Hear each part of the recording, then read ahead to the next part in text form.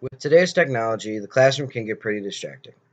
iPads and Chromebooks can download and run apps that you wouldn't normally want your students to be using. There is, however, a way you can use technology to your advantage, using the one thing you wouldn't normally want your students to be doing during class: video games. Video games have been shown to help students with their attention span and coordination. In this video, I'll be showing you the steps to using video games in the classroom using Wolf Quest as my game of choice.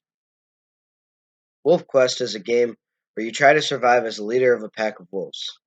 In this game, the player has to work to raise their pups by gathering food and protecting them. There are 5 steps to implementing video games into your teaching. The first step is selection. In selection, I would work with my special education teacher in order to find a game that would most effectively teach the lesson that I want to teach. The game can either be part of an engagement, a whole lesson, or a whole unit. I chose Wolf Class in order to teach a lesson on animal behavior and relationships. I believe this is the best game to teach my students because it shows a predator prey relationship as well as competition among species for resources. The second step is teacher demonstration. In this step, as a teacher, I would play the game in front of my students in order for them to learn the rules and mechanics of the game. This helps students get a first look at the game, as well as helps me as a teacher to gauge how long the activity will take. The third step is preparing the students. There is no point to a game in the classroom if the students aren't learning anything.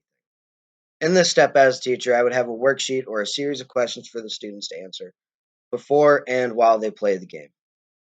For Wolf Quest, I would ask things like, "What problem did your wolf pack have? How did you fix them?" The fourth step is the students play the game.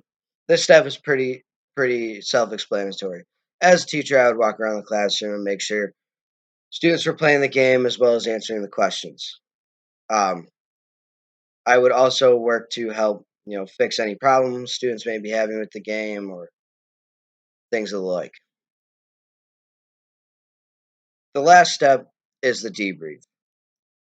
You can debrief in multiple ways with multiple activities and questions. I could ask students to make connections. I could also go straight into an assessment to see what my students have gathered from the game. I think the best way, for me personally, the best way is through discussion.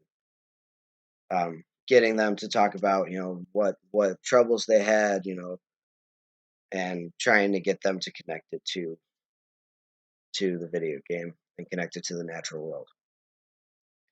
Video games, although distracting, can be very helpful in the classroom. It is a great way to get students engaged throughout the whole lesson. If you'd like, I've put Wolf Quest in a link in the description, as well as an article going over all the steps in more detail. Thanks and have a great day.